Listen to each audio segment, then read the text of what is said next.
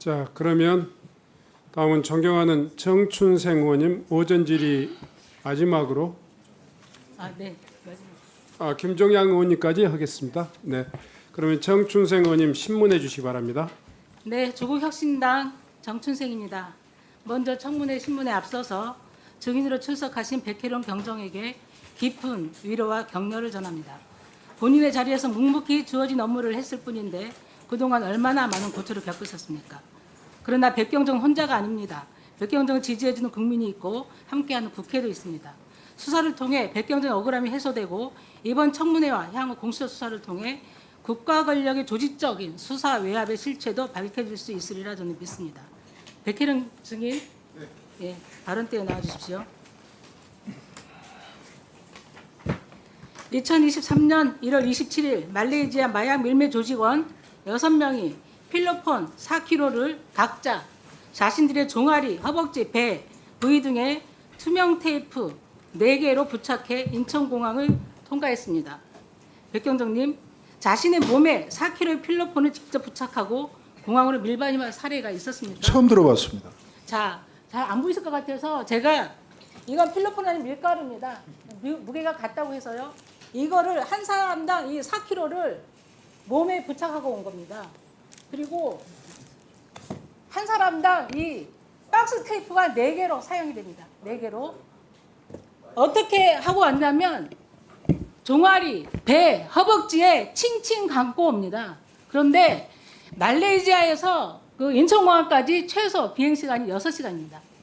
6시간이고 부착한 시간까지 포함하면 7, 8시간이 걸렸을 겁니다. 어떤 의사분한테 제가 문의를 해봤는데요. 이런 것을 몸에 꽉꽉 동여매면 혈관 터져서 죽을 수도 있다고 합니다. 그 무슨 말이냐면 그 마약 밀매 조직원은 인천공항 가면 누구의 도움을 받고 안전하게 인도할 사람이 있지 않고서는 자기 목숨을 담보해서 오지 않았을 거라는 말을 저는 드리고 싶은 겁니다. 그런데 이 수사 진행 과정에서 세관 연루 상황들이 계속 빠지고 하면서 저는 시쳇말을 안고 없는 찐빵으로 수사가 진행이 되었고 결국은 현재까지는 아주 미진한 상태로 와 있다고 생각합니다. 계속해서 질문 드리겠습니다. 마약 진술자들의 밀매 조직원들의 진술만 의존한다고 여당 의원들이 말씀을 하셨는데요. 그 진술이라는 것들이 신빙성이 있습니다. 그래서 진술하는 과정에서 어디에 가면 이 마약이 보관되어 있고 이런 진술합니다. 그래서 갔더니 실제 있었습니다. 그렇죠? 네. 그런 과정에서 얼마 입수를 했습니까? 압수를 했습니까? 지금 그 당시 27.8kg 압수를 했는데요. 지금은 네네. 좀 압수량이 좀 늘어났습니다. 네네. 그래서 이 통관 과정이나 그리고 이 마약이 어디에 보관돼 있다 이런 구체적인 진술이 있었기 때문에 그 진술에만 의존한 수사 아니면 진술에만 의존한 야당 의원들의 공격 이거는 저는 설득력이 없다고 생각합니다. 다음 질문 드리겠습니다. 2024년 9월 20일 김찬수 영등포 경찰서장은 용산에서 심각하게 보고 있다. 브리핑을 연기해달라고 요청을 한 적 있죠? 요청을 한 적 네, 있죠? 그렇습니다. 네네. 그리고 10월 6일에는 관세청에서 직원들이 찾아옵니다. 네, 그렇습니다. 아까는 그거를 업무 협조라고 하는데요. 그거 업무 협조라고 볼 수 있습니까?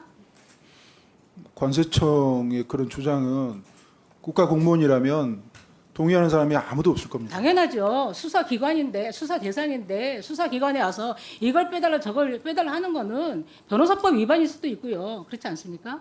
맞습니다. 업무 협조라는 말을 해서는 안 됩니다. 그리고 통상적인 업무 협조도 아니고요. 그게 수사기관에 가서 그 빼달라고 했던 거기 때문에 저는 그 주장들이 저는 맞지 않다는 말씀을 드리고요.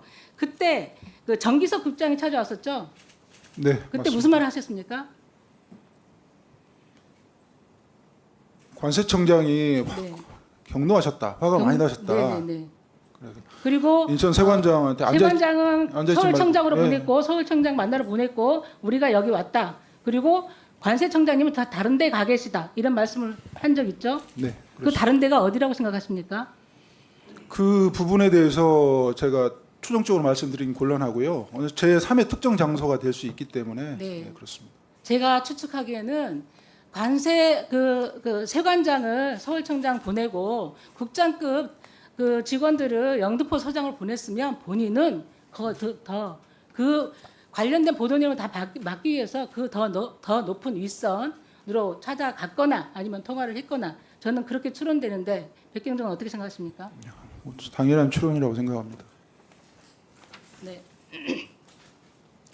과연 그 국가기관을 총동해서 움직일 수 있는 그러니까 그 당시 움직였던 기관들이 관세청, 서울청, 국가수사본부 다 움직여서 그 세관 연루 관련된 사실들을 보도가 나가는 걸 다 막았습니다. 그것을 모두 움직일 수 있는 데가 어디일까? 저는 국민들의 눈높이에서 상식적으로 추측이 가능하다고 생각합니다. 이런 부분이 입증이 현재 안 됐을 뿐이지 우리가 최혜병 사건을 봐도 그 통화 내용 기록들은 1년 후에 밝혀집니다. 지금 그 내용들이 드러나지 않았다고 해서 그게 사실이 아니라는 것들이 아니고요. 지금 이 현장이 백혜령 경정을 혼자 다 그 공격하고 하면 그 진실들이 다 밝혀집니까? 그리고 저는 그 공직자의 자세들이 아니라고 생각합니다. 이상이고요. 그 오후 질의 때 더 이어가겠습니다. 네, 수고하셨습니다. 다음은 김종양 의원님 질의해 주시기 바랍니다. 예, 창원시 의창구 김종양 의원입니다. 우리 백희룡 우리 경정한테